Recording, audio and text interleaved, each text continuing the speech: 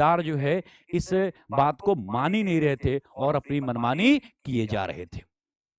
1859 का ये जो रूल बना, ठीक है, जो नियम बना कि अगर, ठीक है, कि एक ही भूमि पर 12 वर्ष तक कोई किसान खेती किसानी का कार्य करता है तो जमींदार द्वारा उसे उस जमीन से बेदखल नहीं किया जा सकता। लेकिन प्रॉब्लम क्या हुई, आप सभी को पता कि प्रॉब्लम ये हुई कि जमींदारों की मनमानी हुई और वह जो है किसानों के साथ अत्याचार करने लगे।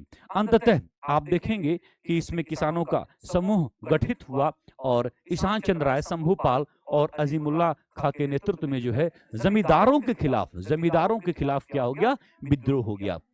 किसके खिलाफ ये विद्रोह हुआ था मुन्ना? जमींदारों के खिलाफ क्या हुआ, विद्रोह हो गया। किसके खिलाफ? जमींदारों के खिलाफ।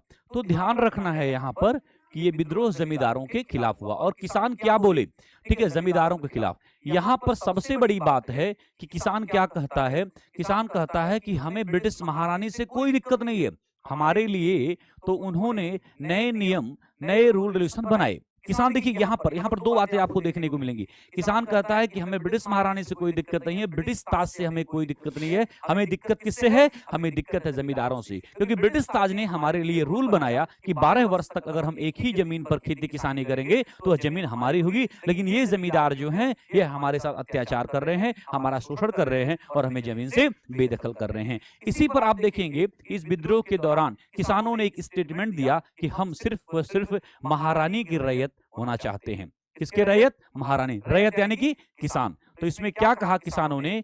किसानों का स्टेटमेंट था कि भैया हम जो रैयत हैं वो किसके रैयत हैं? महारानी के। यानी कि हम सिर्फ महारानी के, किसके?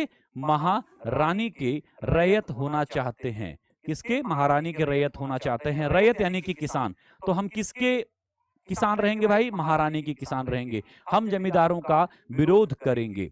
ठीक है, अब यहां पर दो बातें। किसानों को नजदीकी शोषणकर्ता तो समझ में आ रहा था, नजदीकी शोषणकर्ता किसानों को समझ में आ रहा था, लेकिन दूर के शोषणकर्ता के बारे में किसान अभी भी अपनी समझ डेवलप नहीं कर पाया। तो नजदीक शोषणकर्ता कौन था? नजदीक शोषणकर्ता जो है वह कौन था भाई? नजदीक शोषणकर्ता जमींदार था, लेकिन किसान दूर दृष्टिकोण नहीं अपना पाए और दूर के शोषणकर्ता को नहीं समझ पाए।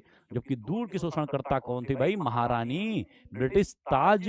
इनको समझ ही नहीं पा रहे हैं और बहकावे में हैं। उन्होंने कहा कि नहीं नहीं, हम महारानी की रैयत बने रहना चाहते हैं।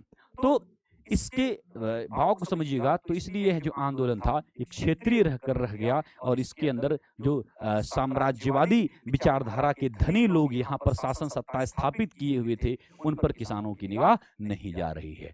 तो इसको पावना विद्रोह के रूप में देखा जाता है। ठीक है,